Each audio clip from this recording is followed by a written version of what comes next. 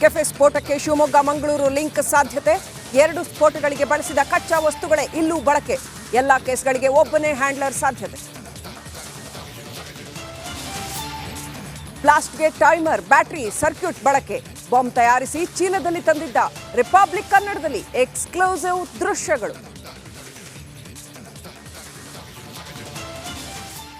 ನಾವು ಏನು ಹೇಳೋಕ್ಕಾಗೋದಿಲ್ಲ, ನಮಗೆ ಏನೂ ಗೊತ್ತಿಲ್ಲ. ಅದನ್ನು ಸುಮ್ಮನೆ ನಾನು ಊಹೆ ಮಾಡಿ ಹೇಳೋದಿಲ್ಲ. ಅದನ್ನು ಇಲ್ಲಿ ಈ ಘಟನೆ ನಡೆದಿರೋದ್ರ ಬಗ್ಗೆ ಮಾತ್ರ ಹೇಳಬೇಕು ಅಂದರೆ ಅವ್ರನ್ನ ಯಾರಿದ್ದಾರೆ ಅವ್ರನ್ನ ಹಿಡಿತೇವೆ ಅನ್ನೋದಷ್ಟೇ ಹೇಳ್ಬೋದು. ನಮ್ಮಲ್ಲಿ FSL ತಂಡ ಬಲಿಷ್ಠವಾಗಿದೆ. ಪ್ರಕರಣ ಕೇಂದ್ರ ತನಿಖಾ ಸಂಸ್ಥೆಗೆ ವಹಿಸುವ ಅವಶ್ಯಕತೆ ಇಲ್ಲ. ಗೃಹ ಸಚಿವ ಡಾಕ್ಟರ್ ಜಿ ಪರಮೇಶ್ವರ್ ಹೇಳಿಕೆ.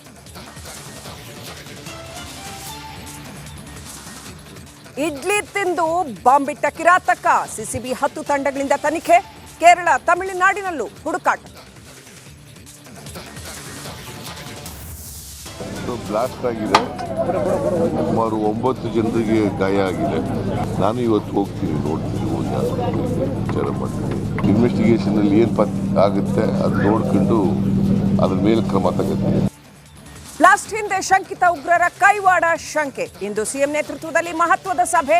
ಪ್ರಾಥಮಿಕ ತನಿಖೆ ವರದಿ ಜೊತೆ ಅಧಿಕಾರಿಗಳು ಹಾಜರು.